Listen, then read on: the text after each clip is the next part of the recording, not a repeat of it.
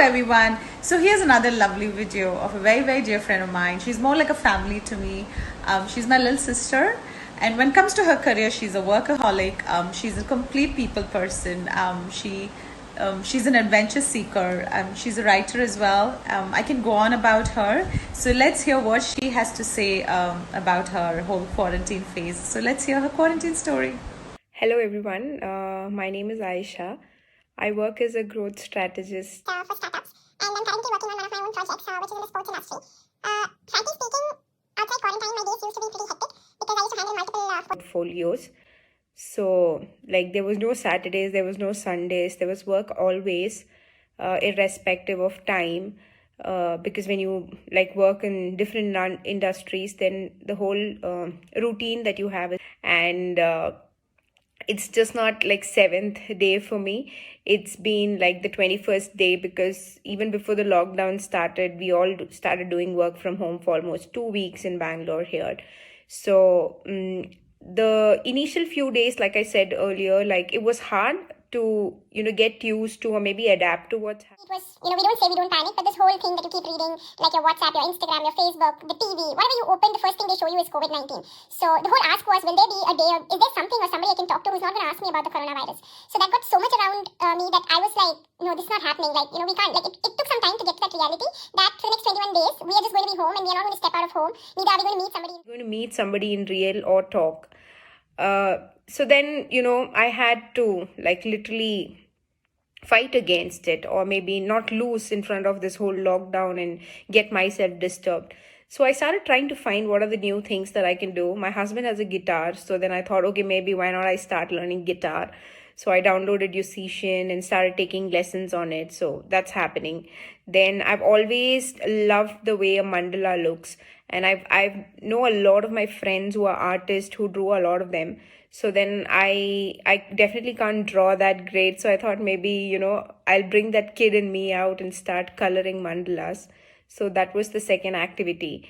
And then how to do the interiors of the house. And I understood that you really need to do a 3D SketchUp to understand how exactly will it look. So then I asked one of my architect friends, how do you guys do 3D modeling? So then he suggested Google SketchUp. So I downloaded Google SketchUp and started, looking at the plan of my house. And I started building that into a 3D model so that I can decide what colors go on which walls, where do I place what, or how is it going to look at the end, or, it just made things easier for me. And it wasn't hard to learn because there's a lot of YouTube tutorials that help me, really understand. And so these are few things. I started taking up yoga classes online. Started doing workout with a friend who does live sessions on Instagram. And along with all of this, there's work happening. So frankly speaking, if you ask me what quarantine has done to me now that I'm 6 days, or let's say in an overall of 21 days of staying home, is that you basically have a lot of productive time. Because otherwise, living in Bangalore, half of my time used to go in the traffic driving for meetings, or it used to go stepping out of work to have food and then going back. And when you are going to somebody to discuss something in your office, what happens is you end up asking him other questions also. It's not like you go ask him da and then you get a reply and you walk out. Just because you're meeting that person, you end up talking a lot. You ask about random things, you have a conversation. So all of that is cut out. If you talk in a very productive means, all that bullshit is cut off and you can actually focus on work. And for me, I'm more like a night person. So I manage my routine now. So I sleep at around somewhere 3:30, 4 a.m. in the morning, and then I wake up by 11 a.m. So if you see, I have 7 hours of sleep, which is good, but then I am deciding my schedule because I become more productive during the night. So I'm able to decide how to, channelize my work, how to do different things.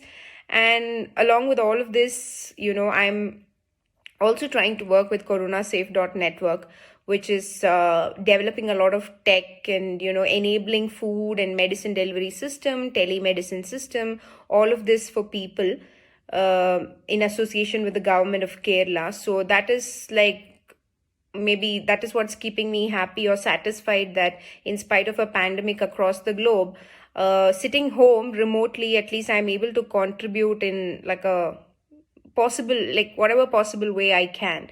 So that's one thing that's been happening. And then when you channelize a lot of these things happening, there's some kind of happiness that comes when you keep yourself engaging. And along with this, like everybody else, there's Netflix, there's Amazon Prime, there's a lot of new series I've started watching. But then the first 2 days, it was more like I used to sleep, eat, and just watch television. So that used to be a little disturbing, and I myself figured out that this whole my mind getting disturbed is only because of this monotonous routine.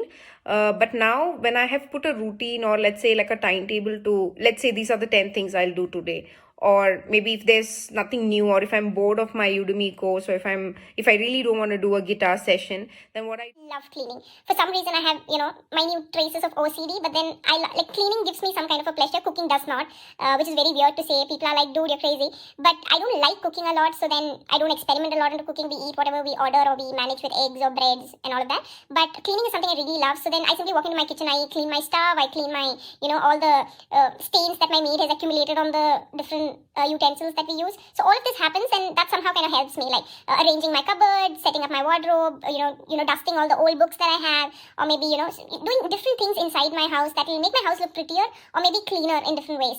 Being up to the time, like there's something or the other to do, and if not anything, you just I just end up fighting with my husband, which is also like an activity. And then we sit together and decide what to watch, and we watch a series, and then we get back to work. So frankly speaking, 24 hours has become like literally valid on how much you can spend, cutting down all the unproductive stuff of stepping out and coming in and talking to people. Even now, yes, I do talk to people, like we do video calls if required, we do business meetings on Zoom, all of that is happening. But then the whole unwanted, or maybe the unnecessary that we feel, is not happening. And I don't think this is a long-term way to be productive, but once in a while you really need to go out. But maybe if Monday to Friday we do it this way, and Saturday, Sunday we step out, I feel our lives would have been more organized.